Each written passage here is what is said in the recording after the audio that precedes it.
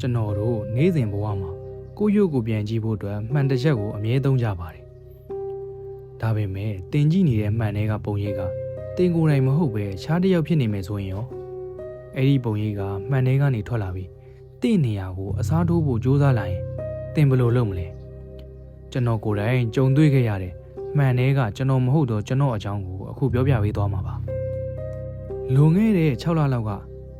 ကျွန်တော်အိမ်ဟောင်းကြီးတစ်လုံးကိုဈေးသက်သက်သားနဲ့ငှားနေခဲ့လိုက်တယ်အိမ်ကကျဲပေမဲ့ပရိဘောကားတွေကအဆုံးပါပြီးသားအိမ်ခန်းထဲမှာတော့ထူးထူးဆန်းဆန်းရှေးရောက်မှန်နေကုန်ကြီးတစ်လုံးတော့ရှိတယ်အဲ့ဒီမှန်ကြီးကတခြားမှန်တွေအတွက်ပိုကြီးလင်းပြီးလူကိုလည်းဆွဲဆောင်နိုင်မှုရှိတယ်အိမ်ရှင်တော်ကြီးကကျွန်တော်ကိုအဲ့ဒီမှန်ကြီးကိုတိတ်မကြည့်နဲ့နော်ညဘက်ဆိုရင်လည်းအဝိတ်အုပ်ထားတာပိုကောင်းတယ်ဒီမှန်ကအိမ်ရှင်ဟောင်းတွေလက်ထက်ကလေးကရှိနေခဲ့တာတဲ့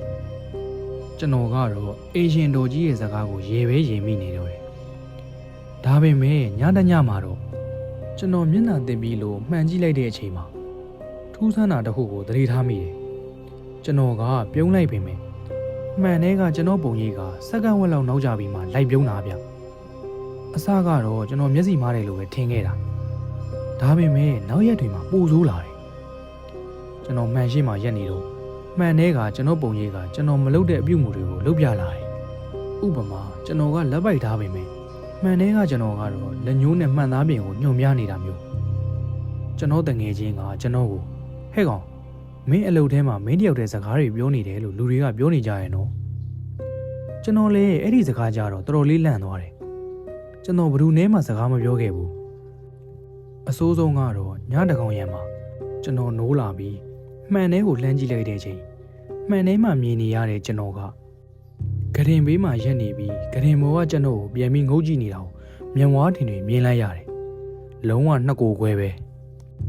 အဲ့ဒီပုံရိပ်ကကျွန်တော်ရဲ့အတန်နဲ့တပုံစံတိုင်းတူနေတာသူကမင်းပင်မနေပြီမဟုတ်လား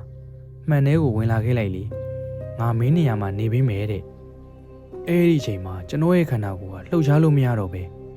မှန်ထဲကိုတဖြည်းဖြည်းဆွဲသင်းခံလိုက်ရသလိုမျိုးခံစားလိုက်ရတယ်ကျွန်တော်လည်းရုံရင်းနဲ့ဘေးကရင်မွေးပလင်းကိုလှမ်းယူပြီးမှန်ကြီးကိုပြစ်ပေါက်လိုက်တယ်ခွန်းဆိုတဲ့အတန်ကြီးနဲ့အတူမှန်ကြီးတစ်ခုလုံးအစိမ့်စိမ့်မောင်မောင်ကွဲသွားတော့မှ